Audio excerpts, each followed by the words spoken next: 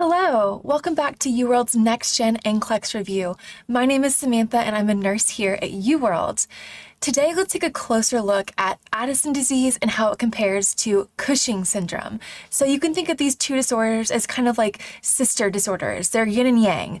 They're inversely related to one another or opposites in a lot of ways. And you'll see that especially in their clinical features and manifestations. Just to note that we're going to have questions sprinkled throughout today's video, so make sure you stay tuned because you don't want to miss those. And go ahead and follow us at UWorld Nursing on your preferred social channel so you don't miss any of these lives or our question drills in the future. We have some great content planned for y'all. As always, drop those questions and those comments into our chat feature. We have content experts standing by monitoring the chat. Nurse Jackie is on the chat today, so stop in and tell her hello.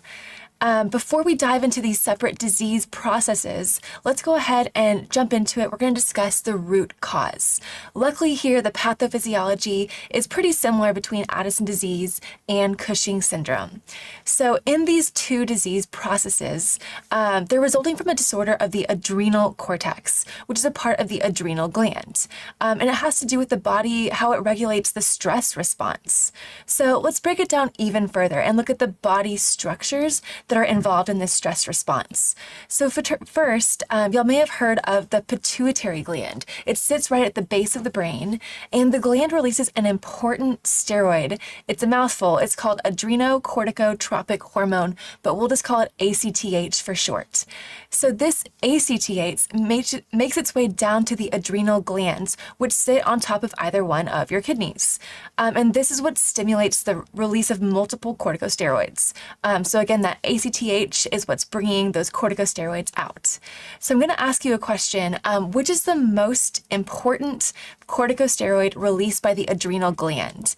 It's kind of one that stands above all. If you're just doing kind of a rudimentary look at Cushing syndrome and Addison disease, this is going to be that corticosteroid that you first learn about.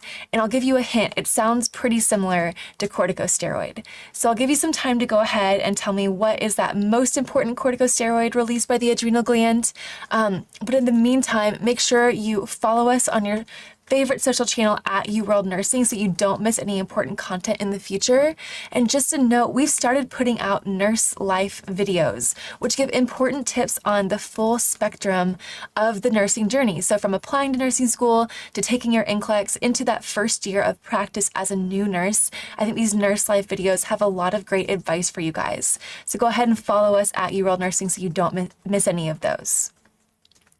All right, I'm gonna go ahead and check the chat, and you guys got it in spades. I knew you guys would get this. Cortisol is what I was looking for. That is that most important corticosteroid, kind of the marquee one that's gonna be involved in both Addison disease as well as Cushing syndrome. So how is it involved? Addison disease, we're going to see the hypofunction of the adrenal cortex. So the adrenal cortex is not doing enough. And this is going to lead to low corticosteroids, such as low cortisol, like we just spoke about, as well as two other things, low aldosterone and low androgens. So aldosterone has a lot to do with sodium and water retention in the body, just as androgens are a key hormone in human growth and in sexual development. So here in Addison disease, we're seeing on the low end of thing, low cortisol, low aldosterone, and low androgens. And then the flip side of that would be Cushing syndrome. Here we have high cortisol and the hyperfunction of the adrenal cortex. So in Addison, the adrenal cortex is not working hard enough, and in Cushing syndrome, it's working overtime. So let's go ahead and break these down one by one. We're going to start with Addison disease. Addison disease, the most common pathology, and the reason why we see this is actually autoimmune. It'll lead to the chronic destruction of that adrenal gland because of the autoimmune issues, which then leads to, of course, not enough cortisol and not enough corticosteroids in the body. And when this happens, the real, issue and problem that results from this is that the body, without that stress hormone, it can't adequately respond to a stressful circumstance or a stressful situation. And this, of course, we're going to see these clinical manifestations that result from this. Most of them are going to result from that decreased cortisol, but some of the other clinical features are also related to that low aldosterone and that low androgens. So let's look at these clinical features. A patient with Addison disease comes into the hospital. What do they present with? What do they look like? They will typically see like a low mood, kind of lethargic. They can be depressed. You'll also see a hyperpigmentation of the skin. It's like this bronzy look in most clients. And this is not like a nice summer tan. This is kind of like an unnatural looking bronzy glow. It's important to remember this because this can be kind of like a hallmark of Addison disease. You'll also see decreased pubic and axillary hair. So decreased pubic and armpit hair. This is actually a manifestation that's due to that low androgen level. And we also see hypotension or low blood pressure with decreased cardiac output in these patients. Also to note, there are gastrointestinal symptoms that result from Addison disease, which include a decreased appetite and a craving for salt. That salt has a lot to do, again, with that aldosterone, which is regulating our fluid and our sodium retention. So this is why we see this craving for salts. And again, these clients are lethargic, they fatigue easily. This can also affect just general weakness when it comes to the musculoskeletal system. Another manifestation to note is hypoglycemia, so that low blood sugar in Addison disease patients. So I have another question for you guys. Addison disease can advance to an extreme state. Does anyone know what that extreme exacerbation of Addison disease is called? It sounds pretty similar to Addison disease. I'll give you a little hint there. So go ahead and drop in the chat. Let me know, what is that extreme exacerbation of Addison disease? What's it called? In the meantime, go ahead and also let us know if you've passed your NCLEX. We want to know so we can congratulate you. And if you have yet to test, go ahead and let us know when you plan to test so we can wish you guys good luck. We always love hearing from you guys. So go ahead and just let us know. And I'm going to go back and check the chat, see what answers we have here. Alrighty. I see it in spades. You guys got it. It is Addisonian Crisis. Perfect job. So this Addisonian crisis is the extreme presence of Addison disease. Essentially, the body's stress response is so low and so inhibited that it cannot even come close to meeting the body's demand for stress hormones. This can be brought on by an especially stressful or traumatic event. Think like an accident or maybe the death of a loved one. An illness or an infection can also bring it on. Just as a client who is on a corticosteroid medication and abruptly discontinues it or is not taking it in the right dosage, this can bring on Addison's disease because, again, it's not enough of that stress hormone, that corticosteroid medication.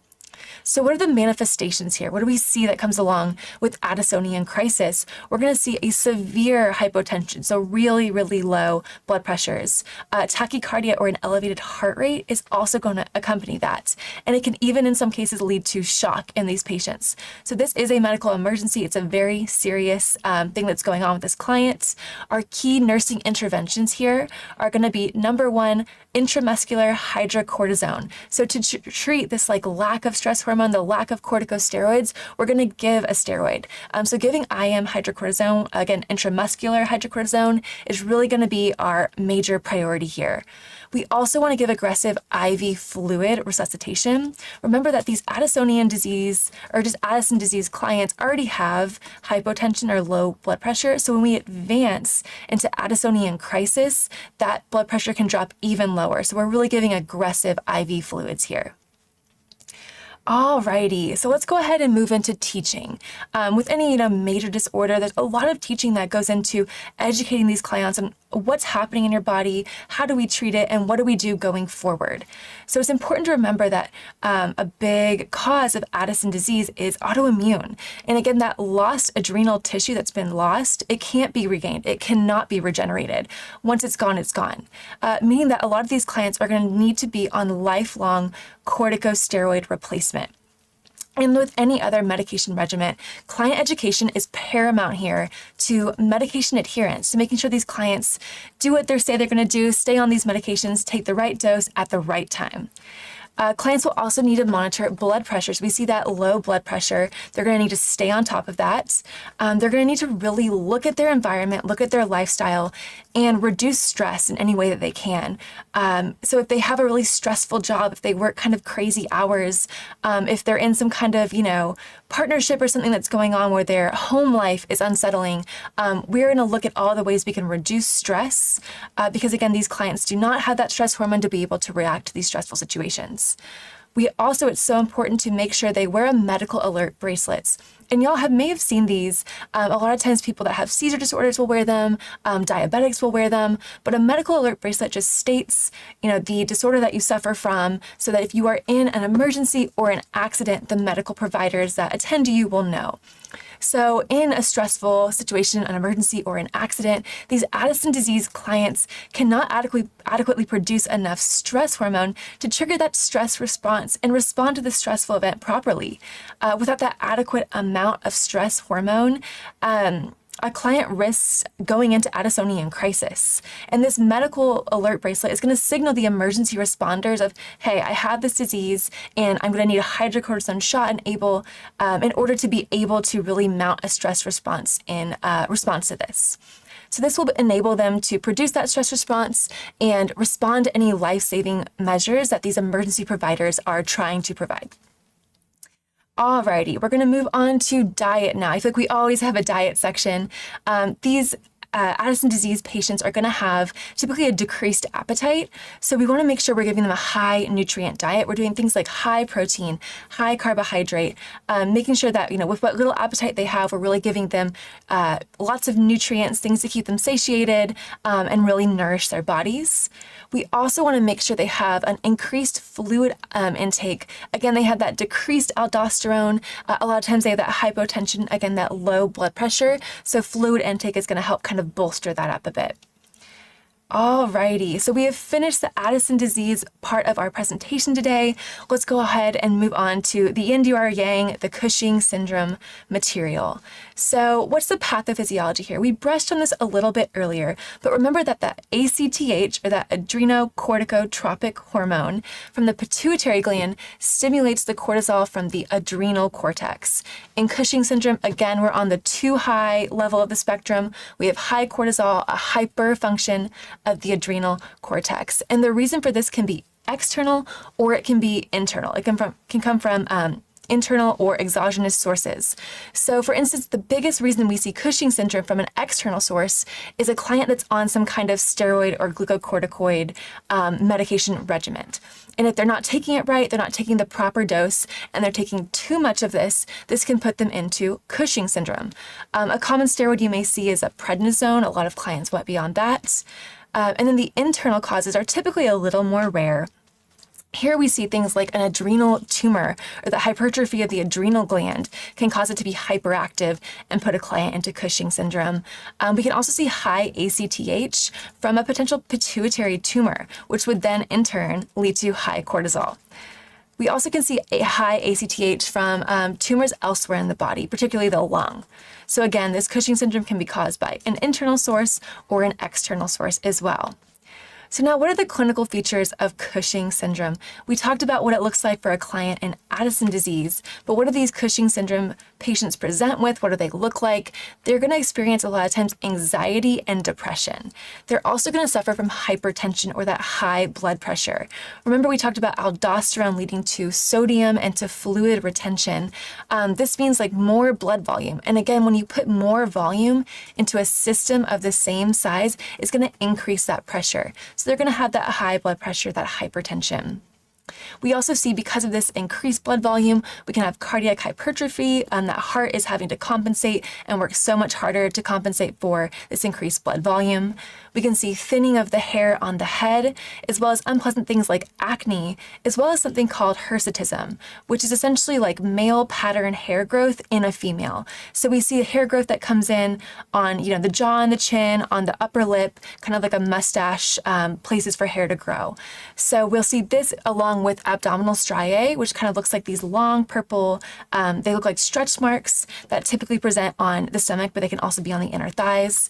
These clients may also suffer from easy bruising, and they're going to have an increased appetite as well. So I hope these are ringing a bell. A lot of these manifestations are kind of the opposite of the Addison disease manifestations, but they'll have that increased appetite, that hyperglycemia, or the high blood sugar. And then there's going to be our progressive obesity. And I want y'all to really bookmark this because this is kind of like a hallmark of Cushing syndrome. They have that central and that truncal obesity, so they're going to carry extra weight around their midsection. We're also going to see moon face, or that real round kind of bloated face, as well as dorsal fat, or kind of that dorsal hump right on the top of their upper back. So this progressive, like truncal obesity, the moon face, and that dorsal hump are going to be some of our hallmarks of Cushing syndrome. So if you guys see this in a question, or if you see this as potential answer choices, I just want like a little alarm bell to go off in your head and for y'all to start thinking about the question in terms of Cushing syndrome. Alrighty, so let's go ahead and move on to teaching. So we know what these clients present as. What are we educating them on as nurses? So if the cause of the Cushing syndrome was an exogenous steroid source, or something they were taking like a medication regimen, we're going to need to have them taper those steroids. You'll work with the provider to figure out what's the appropriate dose for them, but if they've been put into Cushing syndrome from taking too much steroid, it's very important to, bring that back down and put them at a lower or less frequent dose. We also want to educate clients that these physical and body changes that we've seen in Cushing syndrome, like that moon face, that truncal obesity, those did not happen overnight, and they're not going to go away overnight. These can be kind of distressing to a client because their physical appearance has changed drastically. So we need to teach them that through diet, through exercise, that's the way to help ameliorate some of these manifestations, get some of that extra weight off, get some of that extra fluid volume off, but it's not going to happen overnight for them to return to maybe the way they looked before they went down with Cushing syndrome. It's also so important for these clients to monitor their blood pressure, and they may even require antihypertensive medications. Again, we see that hypertension with these patients that increase fluid volume, so we're going to want to make sure they closely monitor that blood pressure, and this may also look like them purchasing or renting out some kind of blood pressure cuff to be able to take their blood pressure on their own at home. We're going to assess these clients for skin breakdown as well. And lastly, of course, there are going to be dietary modifications. We're going to want to make sure they're on a high protein diet because they have that increased hunger, remember? So we want to give them things that are going to control and satiate that increased appetite. They also, people who have Cushing syndrome are more likely to have osteoporosis. So we want to supplement things like calcium and then vitamin D to help absorb that calcium in order to protect their bone health. Alrighty, so we've finished looking at Addison disease as well as Cushing syndrome, this yin-yang kind of disease, if you will. Now let's look at these side by side. Let's compare the two. A lot of times this can really help to drive in those clinical features, those manifestations, when you see them side by side and see which ones are opposites. Alrighty. So for Addison disease, we're going to see that hypotension. We're going to see that low blood pressure. And on the flip side, in Cushing syndrome, we have a great graphic that we put up today too. We're going to have that hypertension or the high blood pressure.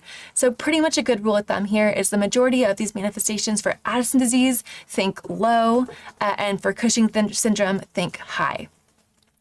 As we move down, we have decreased appetite in Addison disease, whereas we have an increased appetite in Cushing syndrome. We will see hypoglycemia, or that low blood sugar, in our Addison disease clients, and then hyperglycemia, or high blood sugar, in our Cushing syndrome clients. We're going to see things like decreased axillary and pubic hair in the Addison disease, so a decrease in that hair growth, whereas we'll see hirsutism, or that male-like pattern of hair growth in women in Cushing syndrome. So it's important to just put these side by side to kind of drive home the differences and how they're inversely related. But that sums up all of our lecture material today. Let's go ahead and test your knowledge with some questions. Alrighty, so in question 1, the nurse is caring for a client who is experiencing Addisonian crisis. It would be a priority for the nurse to 1. Give IM hydrocortisone, 2. Begin IV fluid resuscitation, 3, check capillary blood glucose, or 4, provide a high protein meal. Now I'm going to go ahead and give you guys some time to answer this. Remember that a priority question, it means that more than one answer choice may be correct. It may be something we would do in this situation, but it means that one is the answer choice that we're going to do first. So what our most important intervention is. Alrighty, so I'm going to give you guys some time to go ahead and do that. In the meantime, if you haven't already shared this video, go ahead and do so. A lot of people are really interested in hearing and seeing these questions and testing their knowledge. So go ahead and follow us, share this video on your social media. We have some great resources coming up for y'all and some great info to share. So make sure you spread that along to your community of maybe nurses or nursing students or just your friends and family. Alrighty, I'm going to go ahead and check the chat. And I see some, mostly ones, I see some 2s, I see some 3s. So let's go into this. Our correct answer is going to be answer choice 1, give IM hydrocortisone. And let's look into why this is correct. So again, hydrocortisone in Addison disease, especially Addisonian crisis, which is that extreme exacerbation of Addison disease, is going to be that characterized by the lack of stress hormone, that lack of cortisol. So our first thing to do is going to be giving IM hydrocortisone. And this is going to treat the root of the issue here.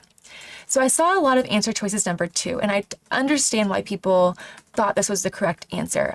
We a lot of times talk about the ABCs, the airway, breathing, circulation. Something like IV fluid resuscitation, like this question addresses, is treating that hypotension that these Addisonian crisis clients will experience. However, we would not give IV fluids first to treat that, because this giving the IM hydrocortisone and treating that low stress hormone is going to get to the root of the problem. And so this is kind of secondary to that.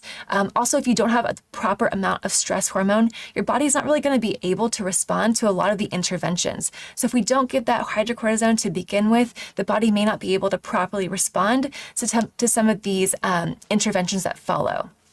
So that's why we would not start out with IV fluid resuscitation. That's not our number one most important priority intervention. For option 3, we would most likely check capillary blood glucose, but it's not our number one top priority. Again, these clients can be hypoglycemic. Their blood sugar can run low, so we would most likely be checking it. We just wouldn't be doing this as our priority intervention.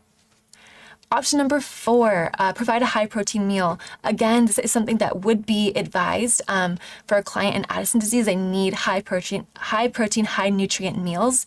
However, this is not our first priority intervention. A client in Addisonian crisis, they have that extreme tachycardia, that severe hypotension. They may even go into shock. So there are odds that this client may even be unresponsive, unable to really talk or advocate for themselves. We never want to give anything orally to a client that's unresponsive or unconscious, because it's a risk for aspiration. Alrighty, you guys did great about this, or great on this one. I know there was some mixed answers, but I think you guys, the majority of you kind of got to the root of the issue. Alrighty, so let's move on to question 2. This one's, we're gonna flip, sides of our brain. We're gonna look at Cushing syndrome now. So in question 2, we see the nurse is assessing a client with Cushing syndrome. Which of the following findings would be consistent with Cushing syndrome? So number 1, we have anxiety and low blood pressure. Number 2, central obesity and a decreased appetite. Number 3, hyperglycemia and thin limbs. And number 4, acne and skin hyperpigmentation. Go ahead and think this over. There are a lot of things listed, so it's so important on these questions to be reading through every answer choice, even if you think you know the correct one. In the meantime, let us know what topics you guys want to see going forward. We have a diabetes lecture coming up. We have a hematology lecture coming up. We got a lot of response to add more pediatrics and obstetric information. So that is coming for y'all. We have it plugged into our calendar. But go ahead and drop in the chat. What else do you want to see? Is there anything else that we haven't covered yet that maybe you guys want to go over? Go ahead and let us know in our chat. Alrighty, I'm going to give you a few more seconds to go ahead and type your answer in. All right, so I am seeing almost entirely answer choice number 3, which is correct. Way to go, guys. So let's go through these one by one, just for anyone that was a little confused. So in option one, we have that anxiety and the low blood pressure. Remember, this is a question about Cushing syndrome. And so that low blood pressure, that is consistent with Addison disease. So again, anxiety is common in Cushing syndrome, but low blood pressure is not going to be common in Cushing syndrome. So we know we can cross that one out.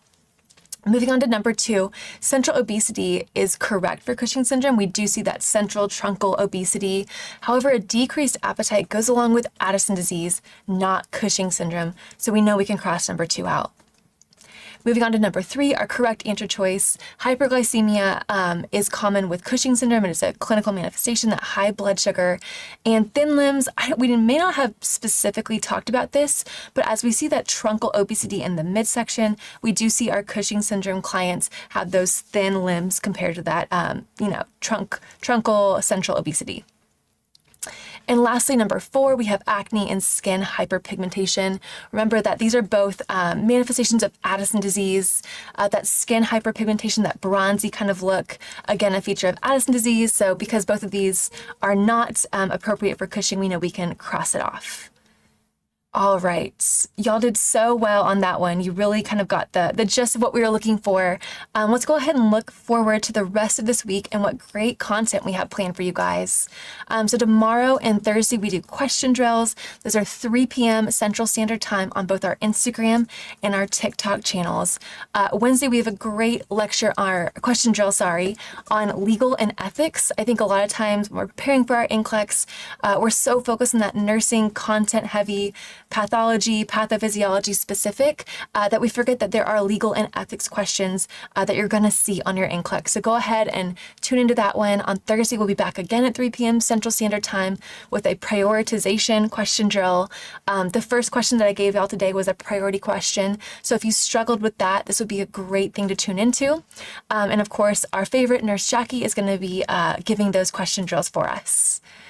Thank you so much for staying tuned in today. I hope you found this to be helpful.